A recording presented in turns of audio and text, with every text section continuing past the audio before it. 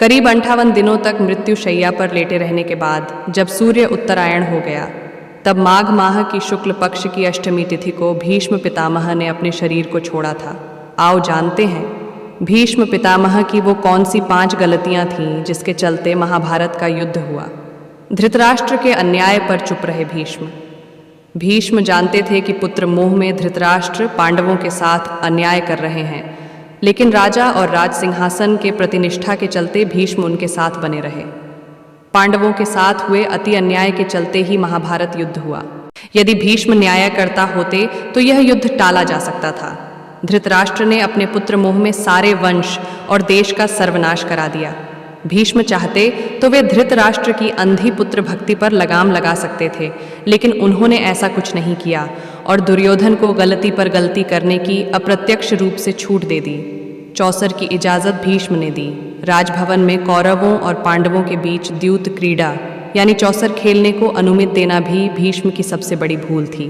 वो चाहते तो ये क्रीड़ा रोक सकते थे, लेकिन चौसर के इस खेल ने सब कुछ चौपट कर दिया। यह महाभारत का टर्निंग पॉइंट था। भीष्म के इजाज़त देने के बाद युधिष्ठिर ने द्रौपदी को दांव पर लगाकर दूसरी सबसे बड़ी भूल की थी, जिसके कारण महाभारत का युद्ध होना और भी पुख्ता हो गया। युधिष्ठिर ने अपने भाइयों और पत्नी तक को जुए में दांव पर लगाकर अनजाने ही युद्ध और विनाश के बीज बोए थे। चीर हरण के समय भीष्म का चुप रहना, द्रौपदी के चीर हरण के समय भी भीष्म चुप रहे और इसी के चलते भगवान कृष्ण को महाभारत युद्ध में कौरवों के खिलाफ खड़े होने का फैसला करना पड़ा। चीर हरण महाभारत की ऐसी घटना थी जिसके चलते पांडवों के मन में कौरवों के प्रति नफरत का भाव स्थायी हो गया। यह एक ऐसी घटना थी जिसके चलते प्रतिशोध की आग में सभी जल रहे थे। कर्ण का सत्य छिपाना।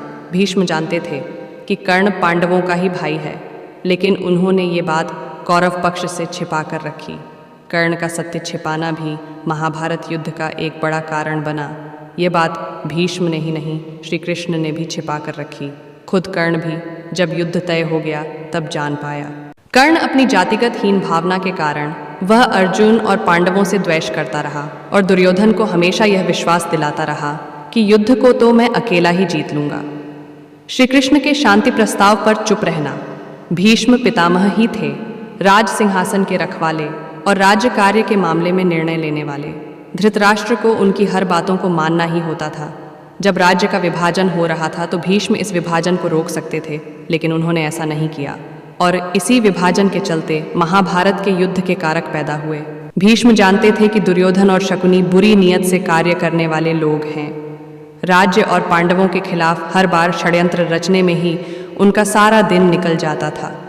यह जानते हुए भी भीष्म ने कि दुर्योधन को कुनीति या अनीति के मार्ग पर चलने से रोकने का प्रयास नहीं किया। दुर्योधन द्वारा श्री कृष्ण के 5 गांव की मांग को ठुकराते हुए यह कहना कि बिना युद्ध के मैं सुई की नोक के बराबर भूमि भी नहीं दूंगा, तब भी भीष्म चुप रहे और दुर्योधन के शांति प्रस्ताव को ठुकराने के कृत्य को नज़रअंदाज करते रहे।